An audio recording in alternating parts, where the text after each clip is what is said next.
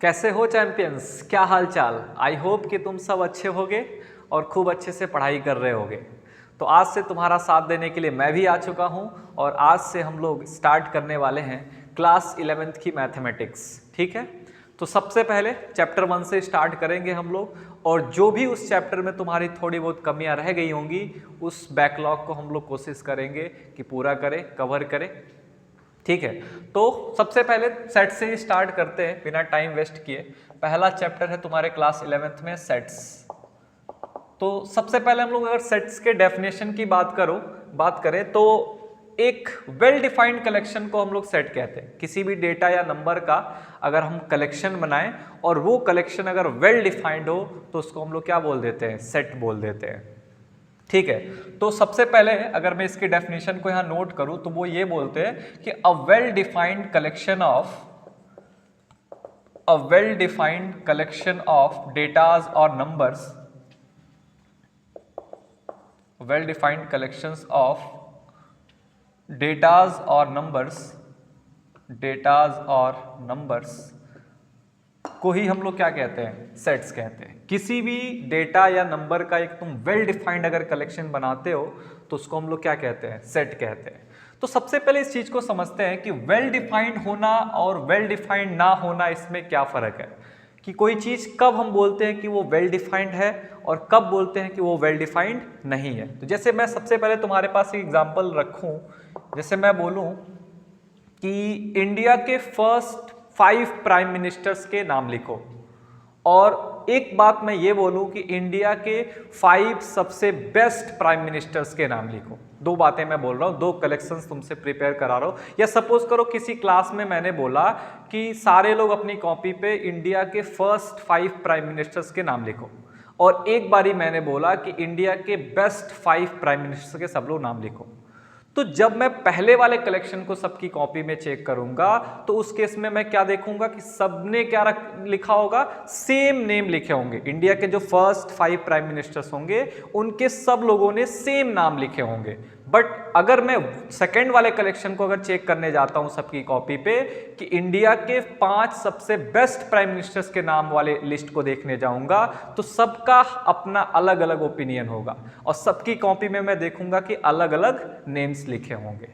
तो जो सेकंड वाला कलेक्शन मैंने बोला, इसमें मैंने बोला बेस्ट 5 प्राइम मिनिस्टर्स, उसमें हर इंसान का अपना अलग अलग ओपिनियन हो सकता है। बट अगर मैं ये बोलता हूं कि इंडिया के फर्स्ट 5 प्राइम मिनिस्टर्स का एक कलेक्शन बनाओ तो वो कलेक्शन सबके लिए क्या होगा, फिक्स्ड होगा।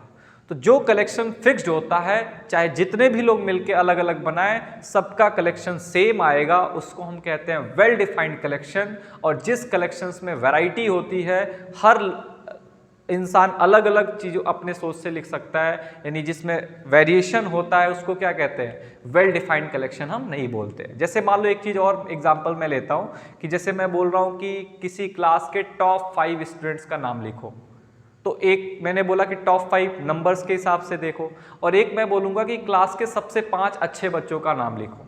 तो उस केस में मैं जब बोलूंगा 5 अच्छे बच्चों के नाम लिखो तो सबका अलग अलग ओपिनियन हो सकता है। बट मैं बोलूंगा टॉप 5 बच्चों का नाम लिखो तो तुम जाओगे रिजल्ट्स में जो टॉप 5 बच्चे होंगे उनके नाम लिख दोगे। तो अगर कोई चीज फिक्स्ड है, कोई भी लिखे उस चीज को सेम लिखेगा तो वो चीज वेल डिफाइंड होती है। और जहां पे ओपिनियंस वाली बात आ जाती है, सबका अपना अपना सोच होता है, वहां पे चॉइसेस जहां पे आ जाती है वहां पे वो कलेक्शन वेल डिफाइंड नहीं होता है। तो अगर कोई कलेक्शन वेल डिफाइंड है तभी मैं उसको क्या बोलूंगा, सेट बोलूंगा, अदरवाइज मैं उसको सेट नहीं बोलूंगा। तो जैसे मैंने बोला कि a collection of first 5 prime ministers of India, इसका अगर मैं एक कलेक्शन बनाऊं तो वो जो कलेक्शन बनेगा वो एक वेल डिफाइंड कलेक्शन बनेगा। और भी अगर मैं कुछ वेल डिफाइंड कलेक्शंस के एग्जांपल्स लिखूं, जैसे मैं बोलूंगा कि कलेक्शन ऑफ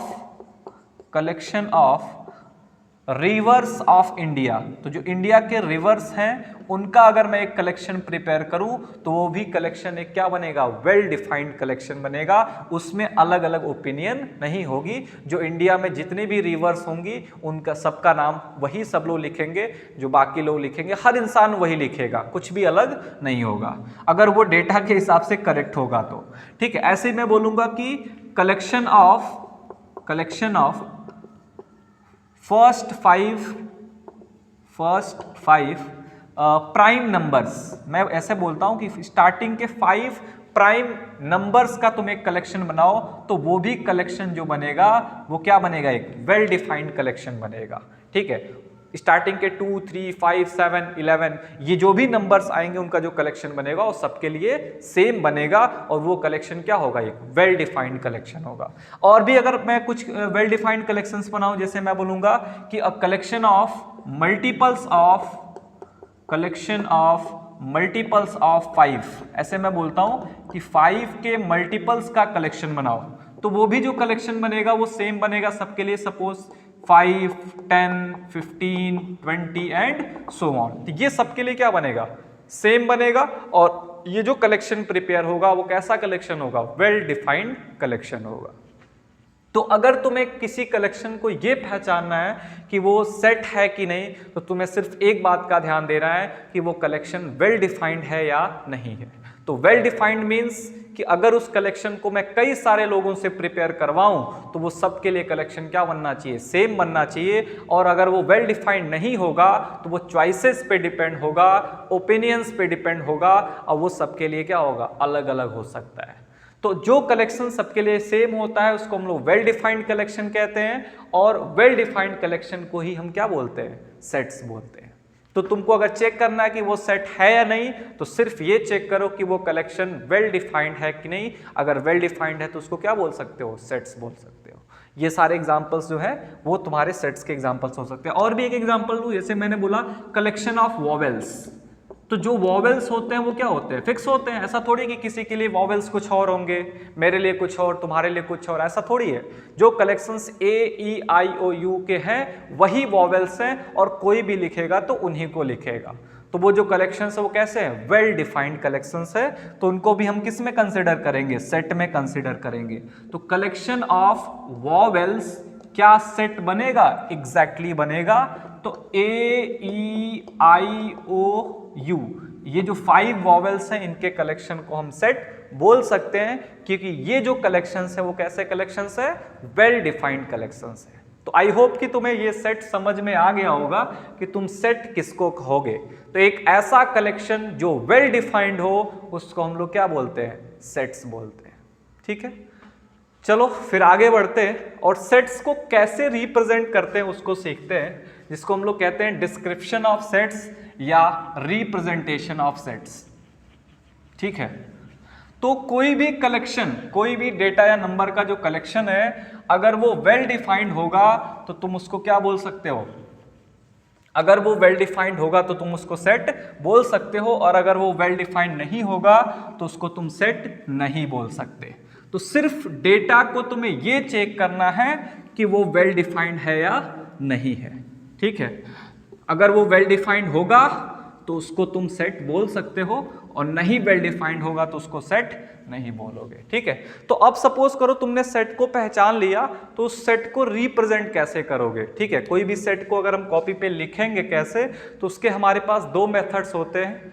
एक होता है रोस्टर फॉर्म, या जिसको हम लोग लिस्ट फॉर्म भी कहते हैं, और एक फॉर्म होता है तुम्हारा सेट बिल्डर फॉर्म, या जिसको हम रूल मेथड भी बोलते हैं। ठीक है, 2 तरीके से किसी भी सेट को रिप्रेजेंट किया जाता है। तो यहां पे तुम हेडिंग बना लो, रिप्रेजेंटेशन ऑफ सेट्स, या डिस्क्रिप्शन ऑफ सेट्स भी कह सकते हैं इसको। तो किसी भी सेट को 2 तरीके से, 2 टाइप में हम लोग रिप्रेजेंट करते हैं। पहला रोस्टर फॉर्म,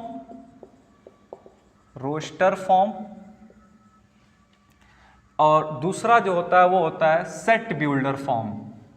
सेकंड जो होता है वो होता है सेट बिल्डर फॉर्म। ठीक है, set builder form. Set builder form को हम लोग रूल मेथड भी कहते हैं। इसको हम लोग रूल मेथड भी बोल सकते हैं, ठीक है। इसको हम लोग रोस्टर फॉर्म को लीस्ट फॉर्म भी कह सकते हैं, लीस्ट फॉर्म भी कह सकते हैं, ठीक है, दो तरीके से बोल सकते हैं। तो किसी भी सेट को अगर तुम्हें रिप्रेजेंट करना है तो या तो तुम उसको रोस्टर फॉर्म में रिप्रेजेंट कर सकते हो या सेट बिल्डर फॉर्म में रिप्रेजेंट कर सकते हो। जैसे सपोज करो मैंने एक एग्जांपल कंसिडर किया, जैसे मैंने बोला कि set of vowels, set of vowels को अगर सपोज करो तुम्हें रोस्टर फॉर्म में भी लिखना है और सेट बिल्डर फॉर्म में भी लिखना है तो कैसे करोगे। तो अगर तुम्हें रोस्टर फॉर्म में लिखना होगा तो बहुत सिंपल है, उस केस में तुम्हें क्या करना है, कर्ली ब्रैकेट का यूज करना होता है और उस कर्ली ब्रैकेट के अंदर उसके अंदर जो भी एलिमेंट्स आ रहे हैं उनको कॉमा से सेपरेट करके लिख देते हैं, तो वो कौन सा फॉर्म बन जाता है, रोस्टर फॉर्म बन के तैयार हो जाता है। तो मान लो हमने बोला कि सेट ऑफ वॉवेल्स को रोस्टर फॉर्म में लिखो, तुम कैसे लिखोगे, A comma E comma I comma O comma U, ये तुम्हारा सेट जो है वो रोस्टर फॉर्म में हो जाएगा। बट अगर इसी को तुम्हें सेट बिल्डर फॉर्म में लिखना है तो उस केस में तुम्हें क्या करना है, एक रूल प्रिपेयर करना होगा, जो रूल से ये सेट के एलिमेंट्स क्या हो रहे होंगे, मिल रहे होंगे। तो तुम्हें इसमें ऐसे करना है, जैसे इस सेट को मैं सपोज करो ए बोल देता हूं, एक सेट ए है जो किसको रिप्रेजेंट कर रहा है, सेट ऑफ वॉवेल्स, ठीक है।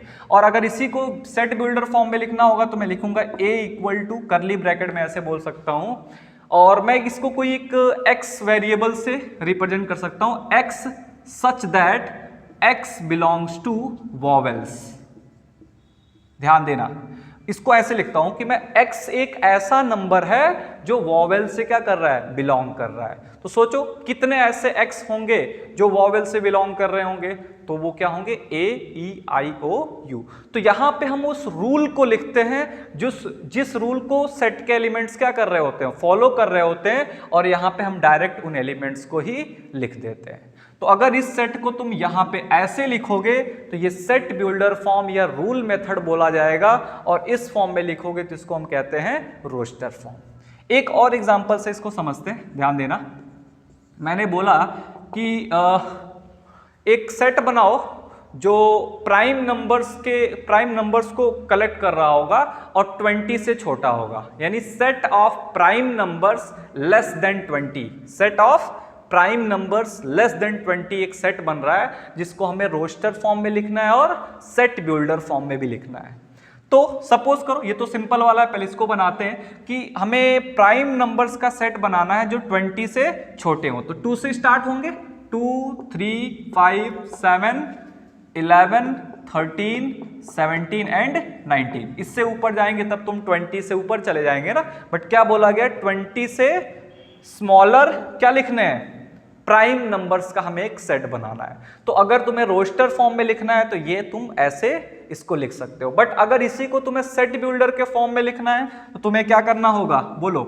उस केस में तुम्हें रूल लिखना होगा कि किस रूल के अकॉर्डिंग ये बन रहा है। तो मैं यहां पे लिख सकता हूं b equal to x such that x belongs to prime numbers, x belong to prime numbers,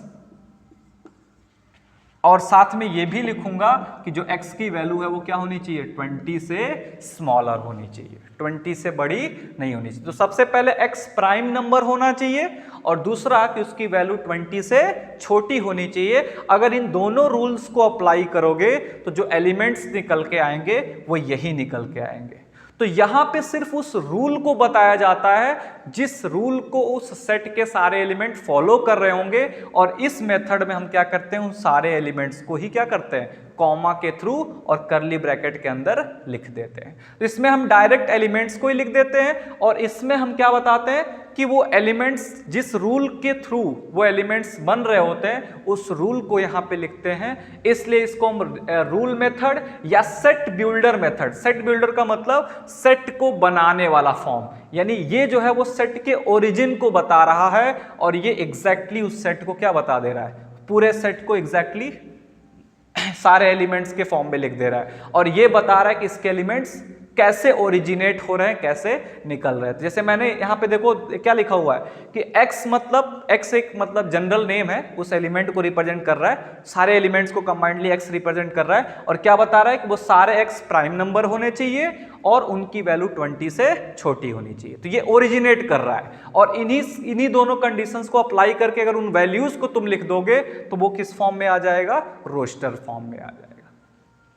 तो लिस्ट फॉर्म या रोस्टर फॉर्म जो होता है ना, वो एग्जैक्टली सेट को रिप्रेजेंट करता है, बट जो सेट बिल्डर फॉर्म या रूल मेथड होता है वो उसके रूल को बताता है कि जो सेट के एलिमेंट्स हैं वो कैसे बिल्ड हो रहे हैं या उनके वो कौन से रूल को फॉलो करके आ रहे हैं। ठीक है, तो सेट के एलिमेंट किस रूल को फॉलो कर रहे हैं ये सेट बिल्डर फॉर्म में हम लिखते हैं, और वो एग्जैक्टली कौन से एलिमेंट्स हैं वो हम लोग रोस्टर फॉर्म में लिखते हैं। तो आई होप तुम्हें अच्छे से समझ में आ गया होगा कि जो सेट का रिप्रेजेंटेशन है वो हम दो फॉर्म में करते हैं और दोनों फॉर्म में क्या क्या डिफरेंसेज हैं। एक और एग्जांपल के थ्रू समझते हैं। सपोज करो एक और सेट हमें दिया गया है कि हम जैसे ना जो सेट बना रहे हैं उसमें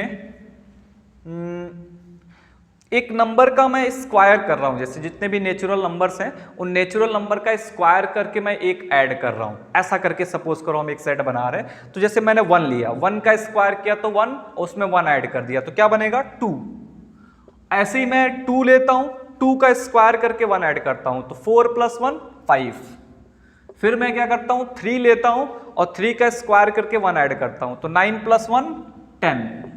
4 का स्क्वायर करके 1 ऐड करो 17, 5 का स्क्वायर करके 1 ऐड करो 26 एंड सो ऑन। ऐसे करके सपोज करो हमने एक सेट बना लिया और इनके सारे एलिमेंट्स लिख दिए। तो अगर मैं डायरेक्ट एलिमेंट्स को कॉमा करके लिख देता हूं तो वो कौन सा फॉर्म बोला जाएगा, रोस्टर फॉर्म या लिस्ट फॉर्म। बट इसको जैसे मैंने ओरिजिनेट किया, जो चीज हम लोग मन में सोच रहे थे, जिस रूल के अकॉर्डिंग इन एलिमेंट्स को मैंने लिखा, अगर उन एलिमेंट्स के उस रूल को अगर मैं वहां पे लिख देता हूं तो वो कौन सा फॉर्म बन जाएगा, सेट बिल्डर फॉर्म या तुम्हारा कौन सा रूल मेथड बन जाएगा। जैसे मान लो इसको मैंने लिखा, अगर इसको रूल के जिस रूल से मैंने इस सेट को बनाया उस रूल को यहां पे लिखना चाहूं तो कैसे लिखूंगा, x सच दैट, और क्या होना चाहिए भी, x = क्या है, नेचुरल नंबर्स का स्क्वायर प्लस 1, नेचुरल नंबर का स्क्वायर प्लस 1, और n क्या है यहां पे, तो n बोल देना n belongs to natural numbers, n belongs to natural numbers, ये तुम यहां पे लिख सकते हो। या वैसे भी कैपिटल N को हम किससे रिप्रेजेंट करते हैं, नेचुरल नंबर से रिप्रेजेंट करते हैं। ठीक है, तो नेचुरल नंबर लेना है, उसका स्क्वायर करके 1 ऐड कर देना, और क्योंकि ये सेट इन्फिनिटी तक जा रहा है तो यहाँ पे हमें ये बताने की जरूरत नहीं है कि n किससे स्मॉलर होना चाहिए। कोई भी सारे के सारे नेचुरल नंबर सीक्वेंस वाइज लेने हैं, पहले 1 फिर 2 फिर 3 एंड सो ऑन, इन्फिनिटी तक चले जाना है। तो जिस फॉर्म में हम लोग रूल को बताते हैं कि वो किस रूल से वो सेट बन के तैयार हो रहा है, उसको हम लोग सेट बिल्डर फॉर्म या रूल मेथड कहते हैं, और एग्जैक्टली सारे एलिमेंट को जिस फॉर्म में हम रिप्रेजेंट करते हैं उस फॉर्म को हम लोग रोस्टर फॉर्म या लिस्ट फॉर्म कहते हैं। ठीक है, तो किसी भी सेट को तुम दो फॉर्म में रिप्रेजेंट कर सकते हो, या तो रोस्टर फॉर्म या सेट बिल्डर फॉर्म में रिप्रेजेंट कर सकते हो। इसमें तुम रूल को बताओगे और इसमें तुम क्या करोगे कि उनके सारे एलिमेंट्स को डायरेक्टली क्या कर दोगे, रिप्रेजेंट कर दोगे। ठीक है, तो आई होप तुमको ये चीज समझ में आ गया होगा। एक क्वेश्चन करते हैं इसके ऊपर, फिर हम लोग आगे बढ़ते हैं। तो किसी भी सेट को हम दो फॉर्म में रिप्रेजेंट कर सकते हैं, सेट बिल्डर फॉर्म और roster form. Set builder form में हम लोग उसके रूल को बताते हैं और रोस्टर फॉर्म में हम लोग डायरेक्टली उनके एलिमेंट्स को रिप्रेजेंट कर देते हैं। ठीक है, इस पे हम लोग एक क्वेश्चन करते हैं, फिर हम लोग आगे बढ़ेंगे। तो रोस्टर फॉर्म तो काफी सिंपल होता है, डायरेक्टली एलिमेंट्स को रिप्रेजेंट करना होता है, बट हमें सेट बिल्डर फॉर्म को लिखते वक्त थोड़ा सा हमें सोचना पड़ता है कि वो एलिमेंट्स किस रूल को फॉलो कर रहे हैं, उस रूल को हमें लिखना होता है। ठीक है, तो सेट बिल्डर फॉर्म थोड़ा सा मुश्किल हो सकता है, बट रोस्टर फॉर्म तो काफी सिंपल होता है। ठीक है, तो एक क्वेश्चन हम लेते हैं जिसमें हमें रोस्टर फॉर्म गिवन होगा और वहां से हमें सेट बिल्डर फॉर्म में लिखना होगा। ठीक है, तो नोट करो एक क्वेश्चन,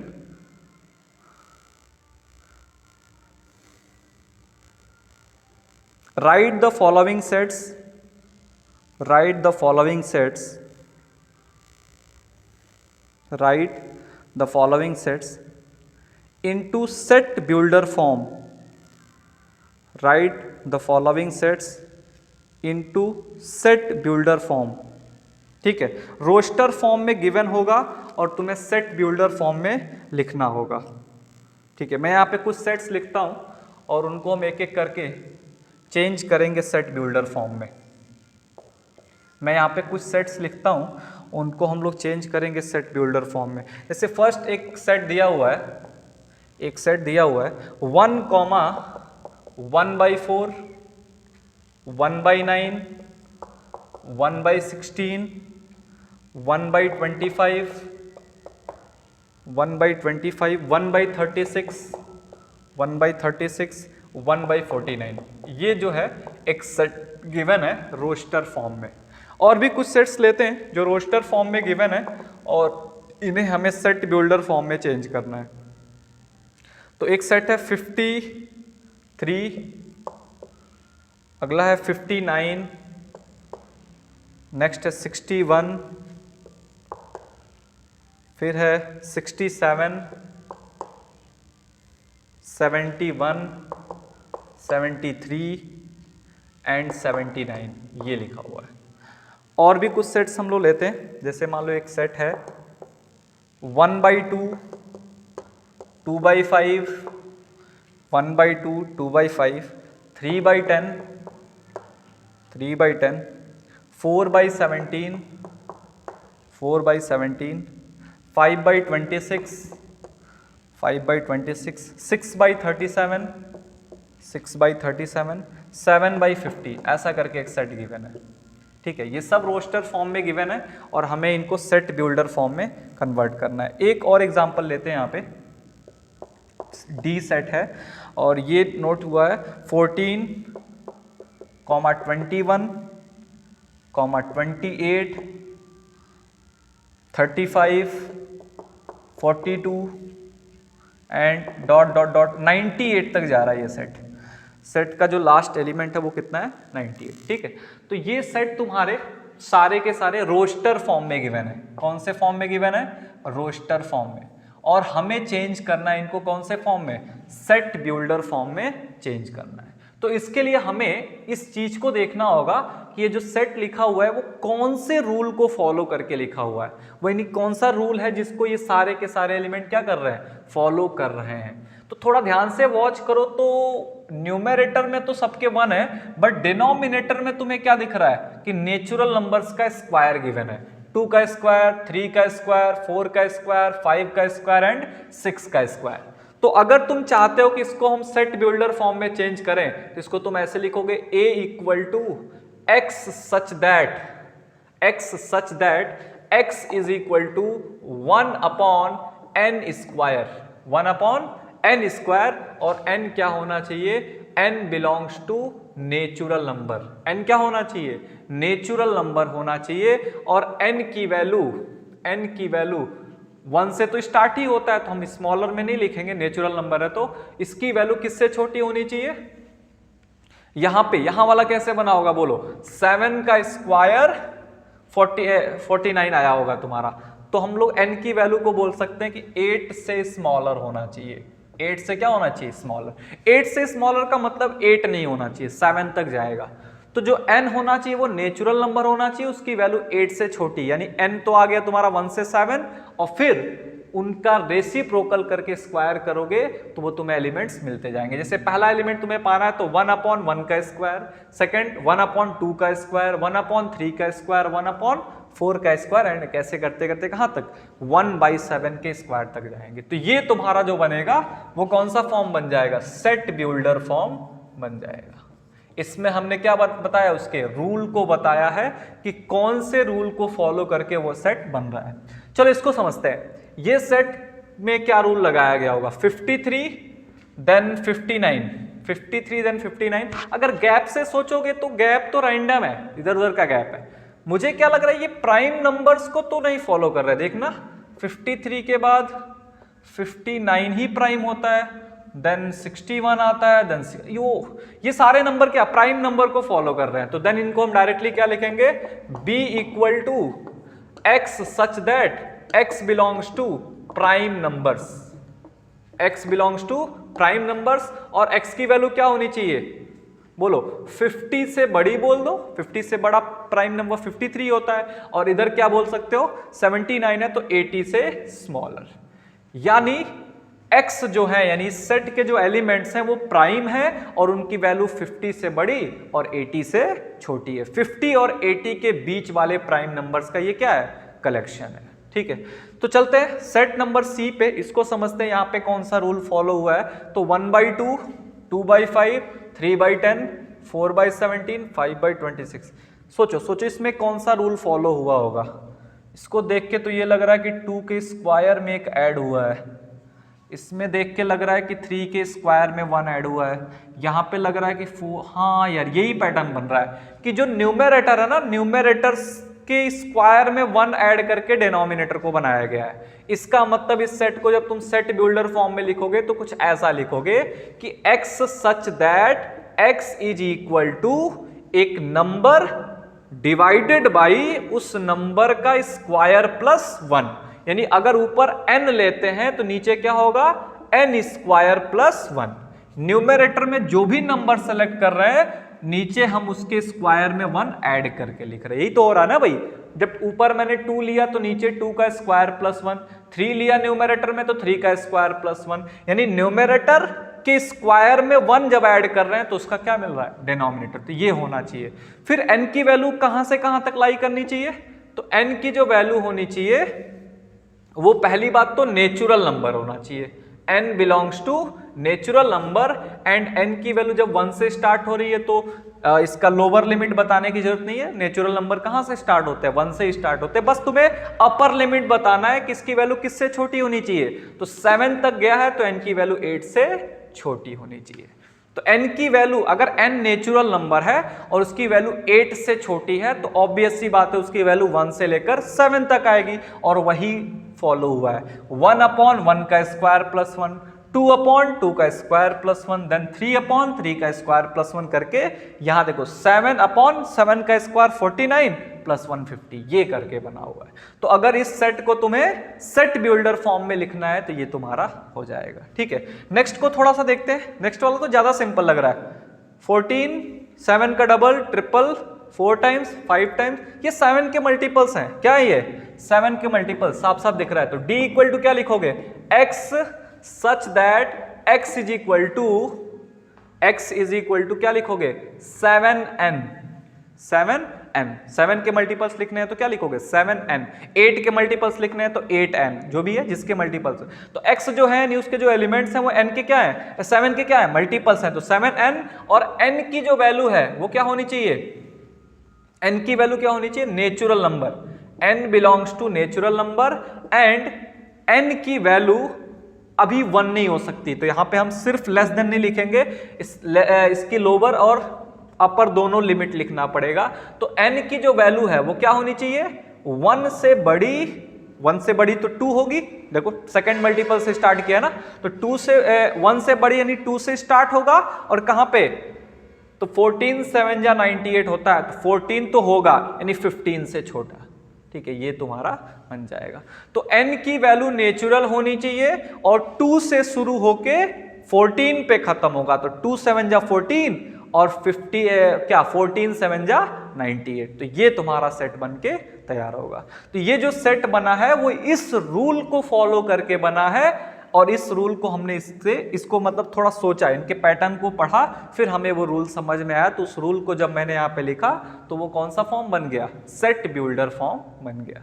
तो सेट बिल्डर फॉर्म में हमें उस रूल को लिखना होता है जिसको एलिमेंट्स फॉलो कर रहे हैं, और रोस्टर फॉर्म में हमें क्या करना होता है कि डायरेक्ट उन एलिमेंट्स को लिखना होता है। एलिमेंट्स के बीच में कॉमास लगाते हैं और उनको करली ब्रैकेट में क्लोज कर देते हैं, तो वो कौन सा फॉर्म बन जाता है, रोस्टर फॉर्म। और उसके रूल को इस तरीके से लिखा जाता है। मैंने कई सारे एग्जांपल्स किए, आई होप तुमको समझ में आ गया होगा कि सेट बिल्डर फॉर्म को कैसे लिखते हैं। अच्छा, किसी के मन में ये आ रहा होगा थोड़ा एक क्वेश्चन ऐसा भी देख लें जिसमें सेट बिल्डर फॉर्म गिवन हो और हमें क्या करना हो, रोस्टर फॉर्म में लिखना हो। बट ये प्रोसेस काफी सिंपल है यार, तुम देखना कि ऐसे क्वेश्चंस करना जिसमें रोस्टर फॉर्म से सेट बिल्डर फॉर्म करना होगा वो थोड़ा मुश्किल होता है, बट सेट बिल्डर फॉर्म से रोस्टर फॉर्म आना ये काफी आसान होता है। यहीं पे मैं एक एग्जांपल तुमको करके दिखा देता हूं। सपोज करो एक सेट दिया हुआ है सेट बिल्डर फॉर्म में कि x such that x is equal to 4n upon n square plus 1, ऐसा करके थोड़ा सा कॉम्प्लिकेटेड भी बना दिया। और n जो है वो नेचुरल नंबर है और n की वैल्यू 2 से बड़ी और 10 से छोटी है, ऐसा सोच लो। ऐसा करके मान लो एक सेट बिल्डर फॉर्म में दिया है, तो तुम देखना ये सेट बिल्डर फॉर्म में गिवन है और यहां से अगर तुम्हें रोस्टर फॉर्म में लाना है तो काफी सिंपल होगा। तुम कहां से रीड करोगे, तो सबसे पहले लास्ट वाले को रीड करना है कि n क्या होना चाहिए, नेचुरल नंबर, और n की वैल्यू 2 से बड़ी और 10 से छोटी, मतलब 3 से स्टार्ट होगा और 9 पे फिनिश होगा। तो यहां से तुम्हें पहली n की जो वैल्यू मिल रही है वो 3 मिल रही है, तो n की पहली वैल्यू 3 है, इसमें पुट कर दो, तुम्हें पहला एलिमेंट मिल जाएगा। तो 4 3 जा 12 अपॉन 3 का स्क्वायर प्लस 1, तो 9 प्लस 1 10। तो पहला जो एलिमेंट तुम्हें मिलेगा वो क्या मिलेगा, 4 3 जा 12 अपॉन 9 प्लस 1 10। तो पहला एलिमेंट आ गया 12/10। नेक्स्ट एलिमेंट सोचो, तो n की वैल्यू 4, तो 4 4 जा 16 अपॉन नीचे 4 का स्क्वायर 16 प्लस 1 17। नेक्स्ट सोचो 5 लेके देखते हैं, तो 5 4 जा 20 अपॉन 5 का स्क्वायर 25 प्लस 1 26। अगला सोचो 5 हो गया, 6 पे सोचो, 6 4 जा 24 अपॉन 6 का स्क्वायर 36 प्लस 1 37। 7 पे सोचो, तो 7 4 जा 28 अपॉन 7 का स्क्वायर प्लस 1 कितना होगा 50। एंड 8 पे सोच लो, 8 पे क्या होगा, 8 4 जा 32 अपॉन 8 का स्क्वायर कितना होता है 64 प्लस 1 65। एंड नेक्स्ट देखो 9 पे सोच लेते हैं, 9 4 जा 36 अपॉन 9 का स्क्वायर 81 प्लस 1 कितना होगा 82। तो ये तुम्हारा सेट बिल्डर फॉर्म बन जाएगा। तो मेरे अकॉर्डिंग अगर सेट बिल्डर फॉर्म गिवन है तो वहां से तुम्हें रोस्टर फॉर्म लिखना काफी सिंपल होता है। बस यहां से n की वैल्यूज देख लो क्या है, और n की वैल्यूज को सीक्वेंस वाइज तुम इसमें पुट करते जाओगे और तुम्हें एलिमेंट्स मिलते जाएंगे। बट एलिमेंट्स को देखकर रूल को सोचना थोड़ा सा मुश्किल होता है, डिफिकल्ट होता है, कंपेयर टू अगर रूल गिवन हो तो तुम्हें एलिमेंट्स लिखना। ठीक है, तो भले ही देखो रोस्टर फॉर्म सिंपल है बट ये ओरिजिनल नहीं है। ओरिजिनल क्या होता है, सेट बिल्डर फॉर्म। पहले हम रूल सोचते हैं फिर हम एलिमेंट्स को लिखते हैं। तो रोस्टर फॉर्म में तो ऐसा होता है, क्या होता है, एलिमेंट्स डायरेक्ट लिखे होते हैं। तो ये सेकेंडरी है, प्राइमरी कौन है, सेट बिल्डर फॉर्म। तो ऑलवेज प्राइमरी टू सेकेंडरी जाना आसान होता है compare to secondary to primary. तो यहां से यहां जाना डिफिकल्ट वर्क होता है, यहां से यहां आना क्या होता है, वो सिंपल होता है। ठीक है, तो फिर भी तुम दोनों कर सकते हो, इतना तो वो नहीं है। तुम रोस्टर फॉर्म से सेट बिल्डर फॉर्म भी कर सकते हो और सेट बिल्डर फॉर्म से रोस्टर फॉर्म में भी आना है। बस इतना ध्यान में रखना है, रोस्टर फॉर्म में हम डायरेक्ट एलिमेंट्स को लिखते हैं और सेट बिल्डर फॉर्म में वो एलिमेंट्स किस रूल से बन रहे हैं, कौन से रूल को फॉलो कर रहे हैं, वो वहां पे लिखते हैं। ठीक है, तो आई होप कि तुम्हें खूब अच्छे से सेट बिल्डर फॉर्म और रोस्टर फॉर्म समझ में आ गया होगा।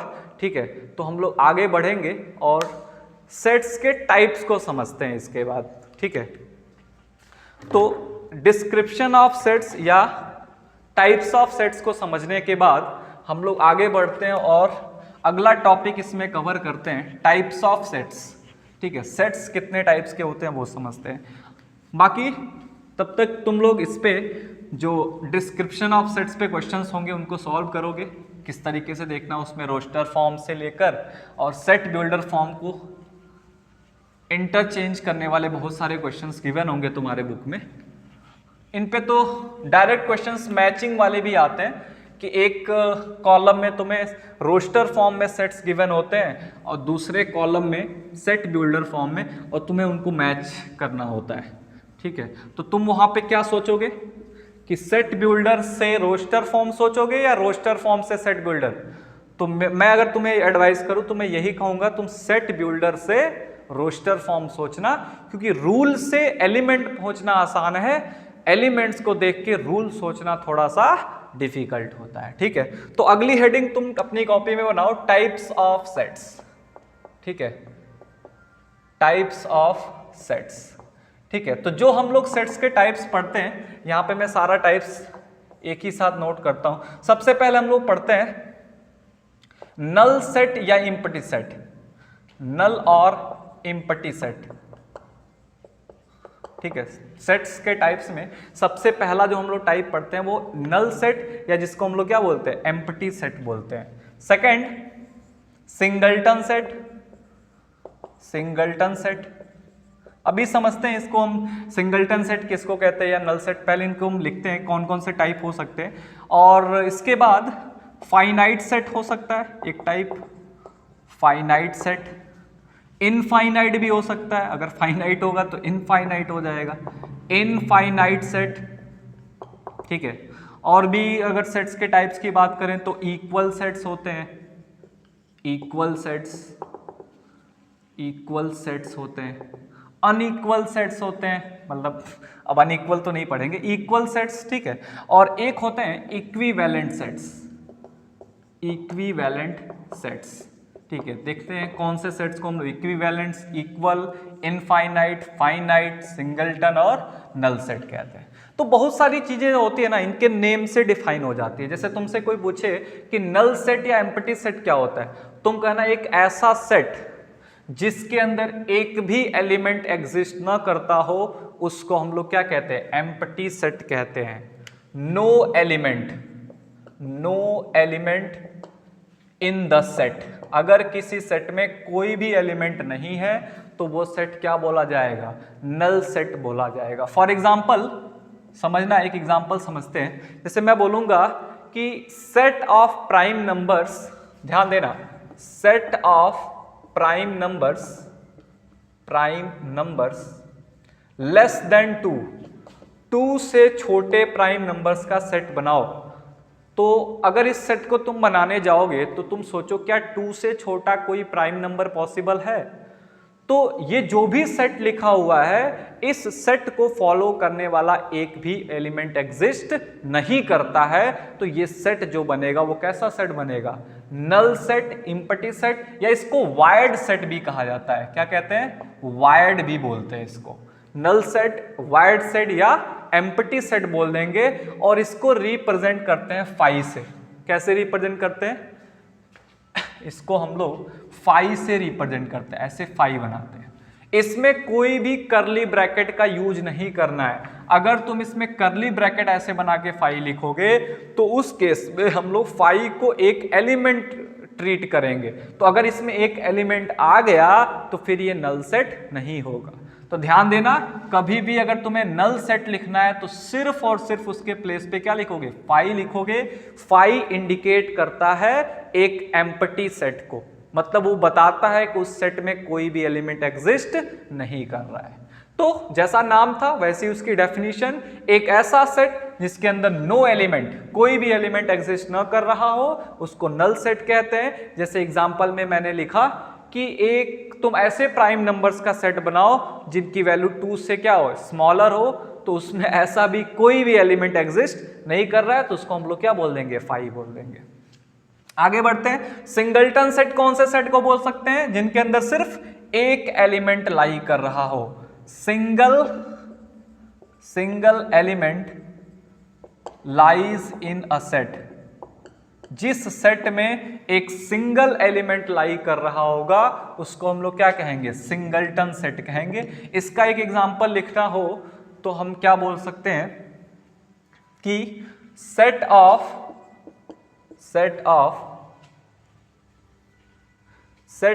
प्राइम नंबर्स, चलो तुम कुछ भी बना सकते हो, but set of prime numbers